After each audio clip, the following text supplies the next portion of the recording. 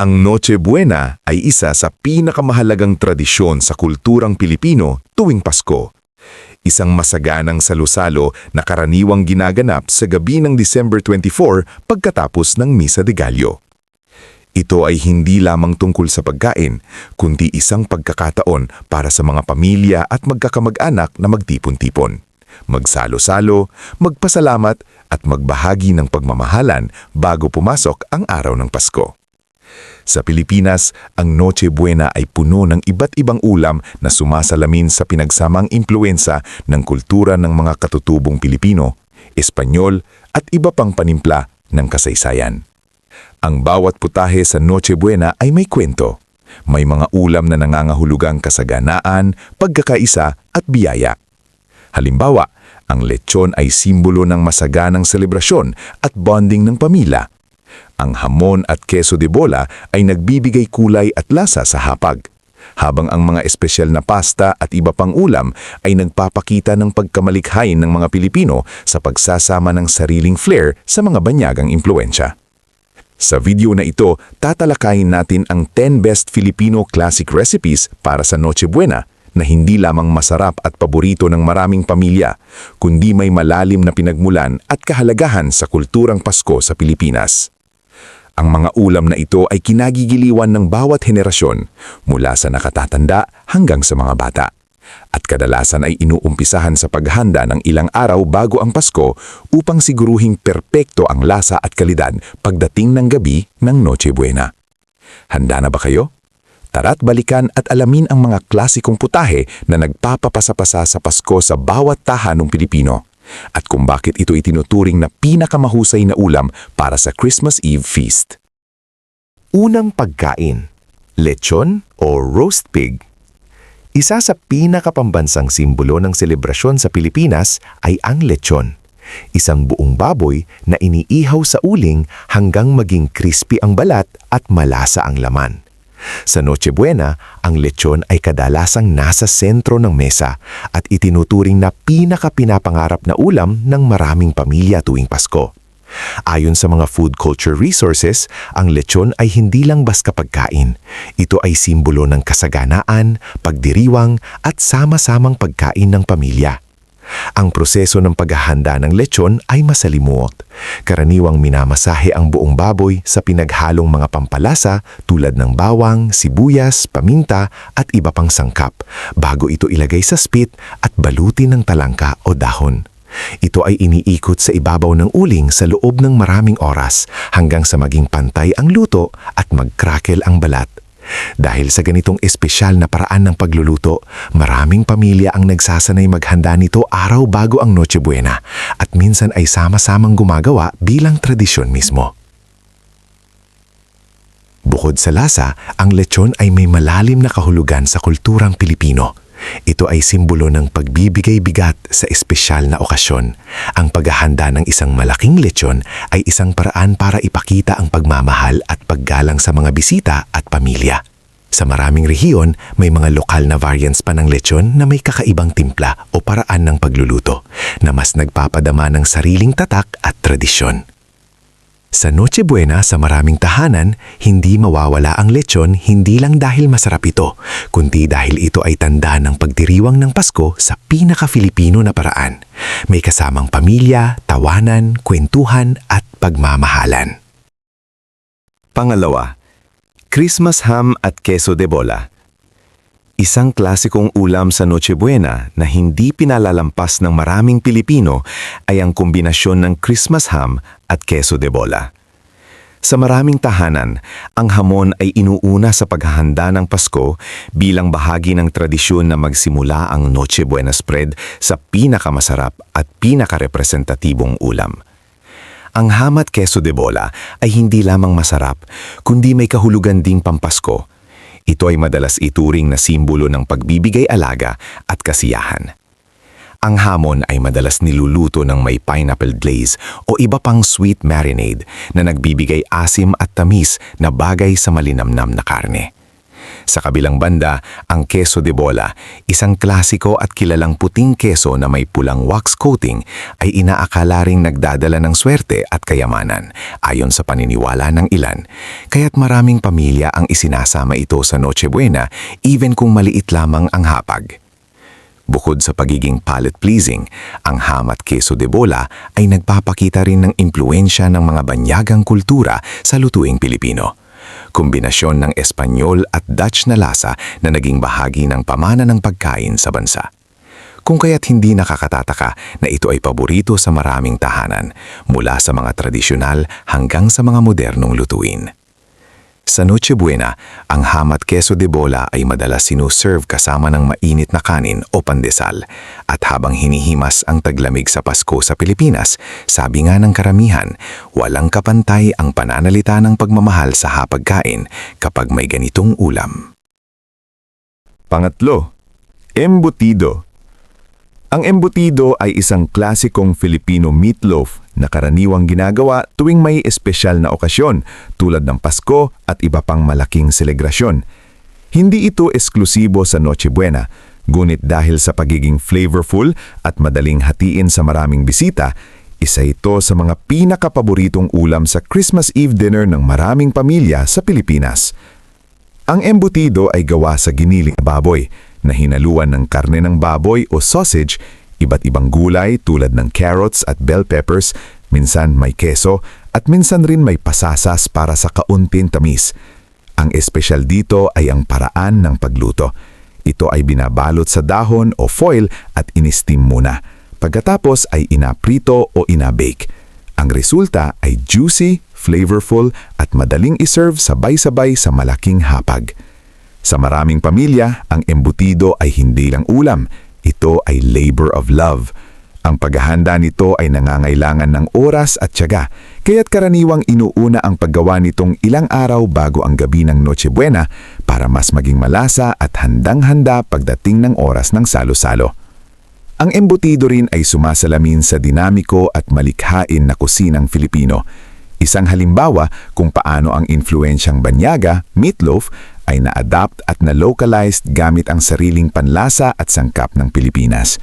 Ang lasa nito ay umaakma sa kanin, pati na rin sa dipping sauces tulad ng ketchup o spiced vinegar, kaya ito ay madalas kilalanin bilang comfort food sa panahon ng Kapaskuhan at pagsasama ng pamilya.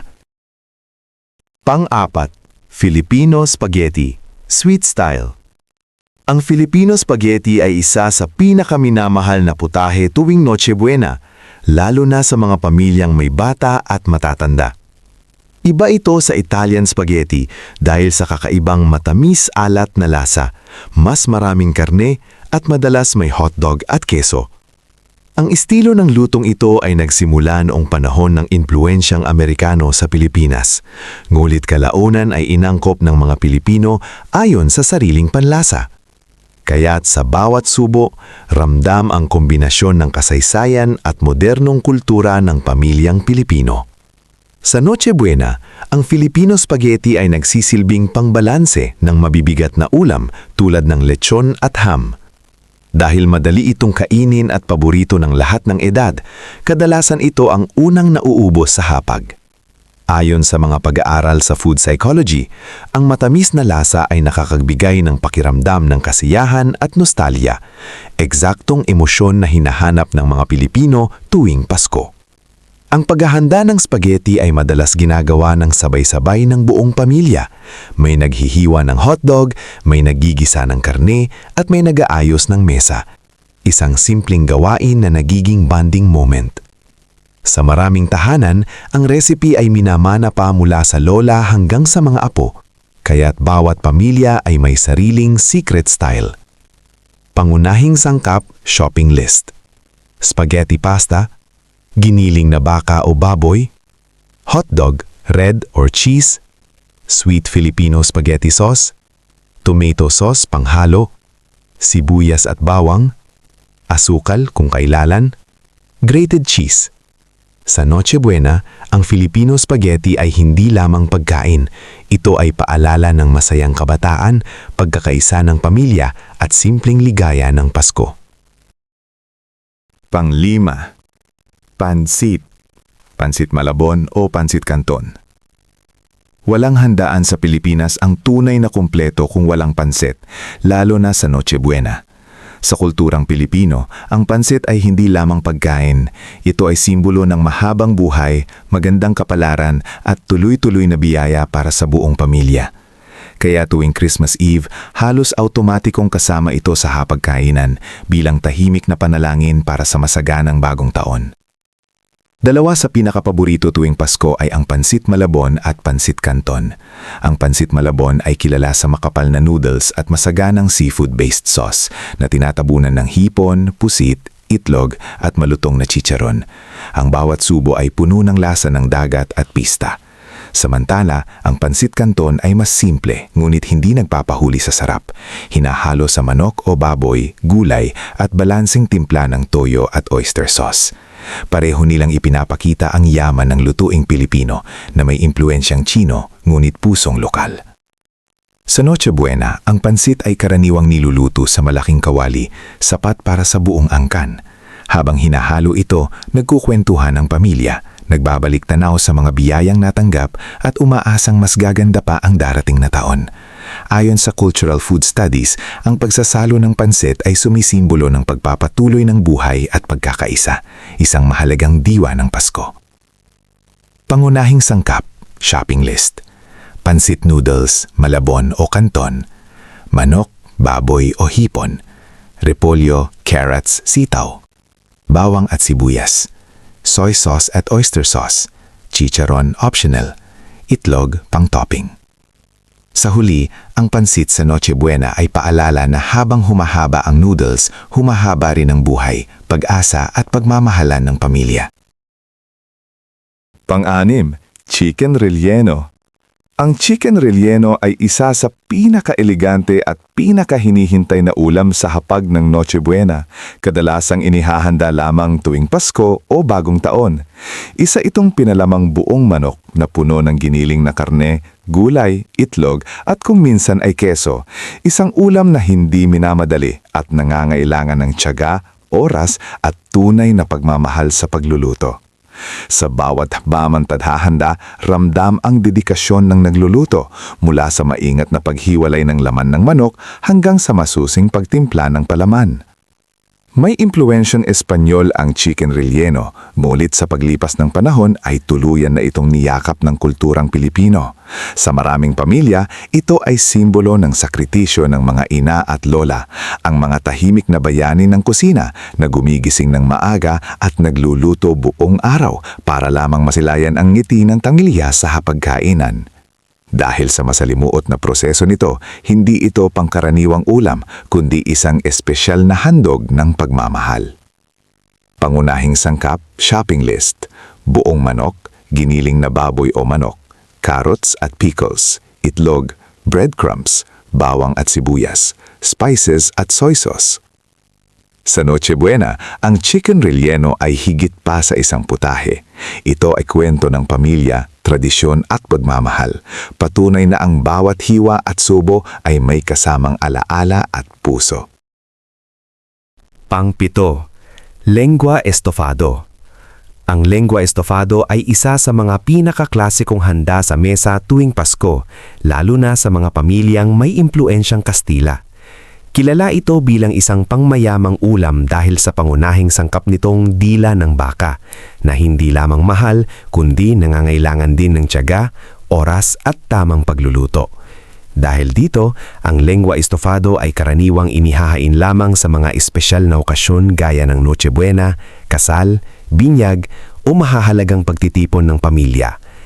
Ang sikreto ng ulam na ito ay nasa mahabang proseso ng pagpapanambot ng dila ng baka hanggang ito ay maging sobrang lambot at halos matunaw sa bibig.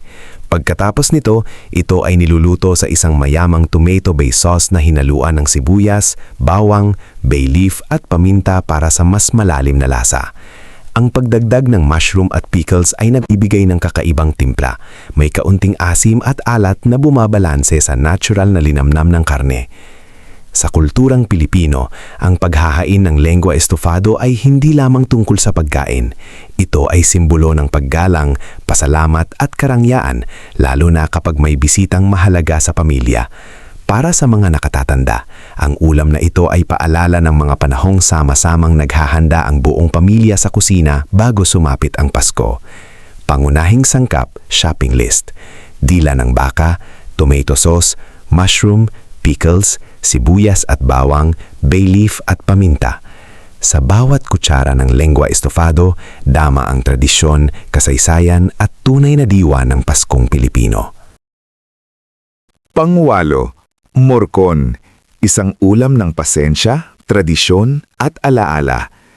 Ang morcon ay isa sa mga klasikong handa sa hapag ng mga Pilipino, lalo na tuwing may espesyal na okasyon tulad ng Pasko, pista at mga reunion ng pamilya.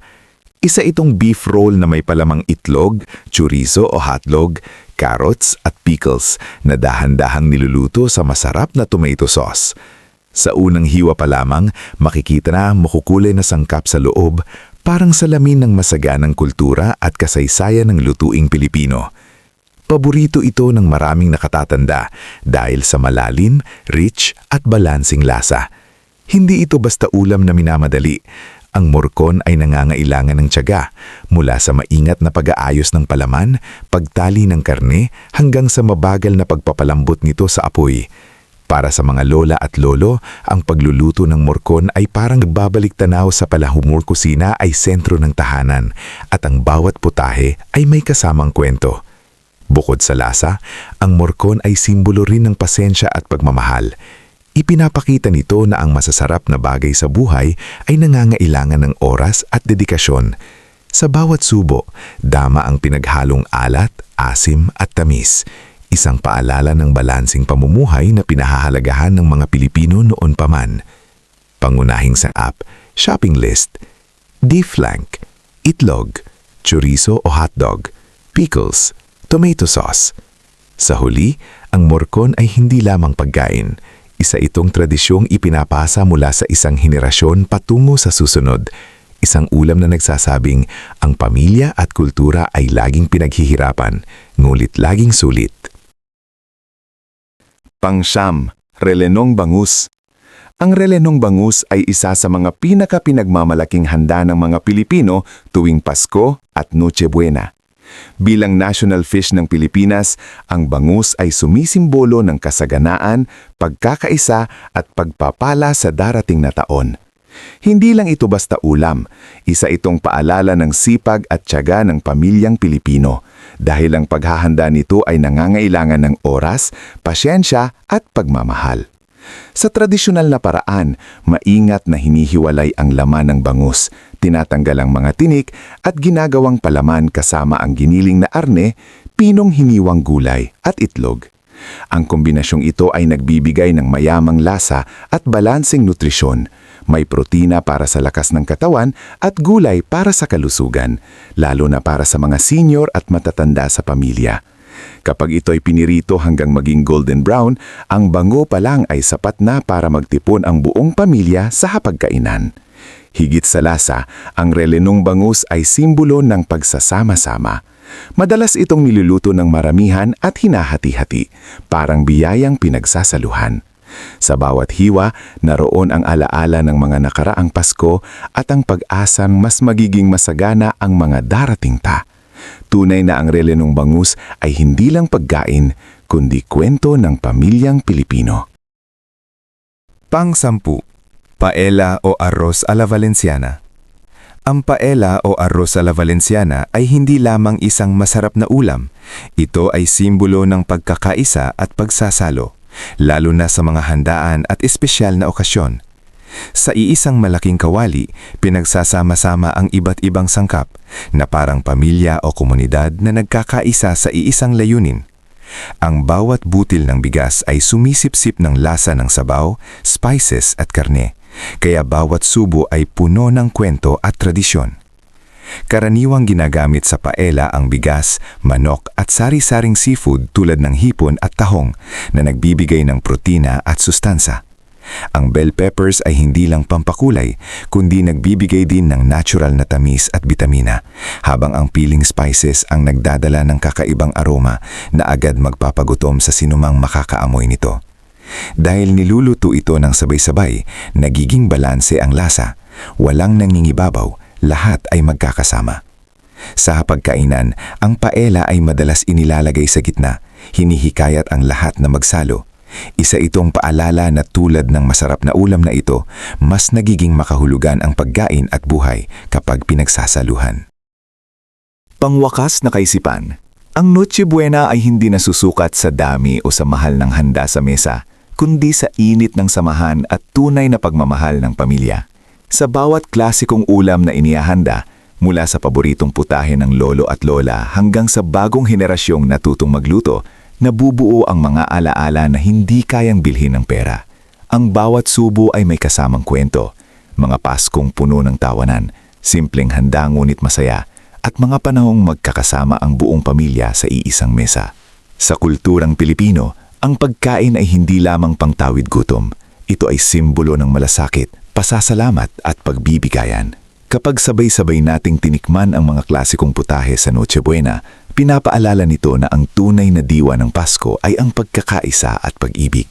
Kahit gaano man kasimple ang handa, nagiging espesyal ito kapag may kasamang dasal, kwentuhan at tawa. Sa huli, ang mga pagkain ito ay higit pa sa tradisyon. Ito ay pamana, mga halagang ipinapasa sa bawat henerasyon. Paalala na ang pinakamahalagang handa sa Pasko ay ang oras at pagmamahal na iniaalay natin sa isa't isa. Kung nagustuhan mo ang video na ito at nakatulong ito sa iyo, mangyaring i-like, mag-subscribe at i-share. Ang inyong suporta ay tumutulong sa amin na patuloy na gumawa ng magagandang content upang kayo ay mabigyan ng kaalaman at inspirasyon. Salamat sa panonood at inaasahan naming makita kayo sa susunod na video.